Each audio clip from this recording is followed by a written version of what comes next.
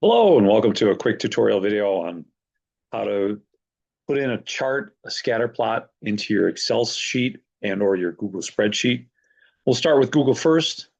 So as an example from section 3.2, let's highlight our two columns here that we were going to use for our XY plot. Go to insert and then down to chart. And that's pretty much should be it. Now we will move this around a little bit so that it doesn't block your answers to some of these other questions or your sight of some of those other questions. You can, if you wanted to, move it to its own sheet. So you can move to your own sheet. In this case, it's a small enough graph, probably just as well to keep it here. If you're doing this on Excel, let's do that on Excel. Again, you want to highlight your data,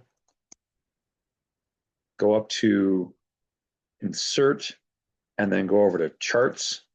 The one you want is a scatter chart, scatter plot. Click that one. Again, move it around a little bit. You can be a little bit fancy and change the title if you need. In our case, I think that's fine.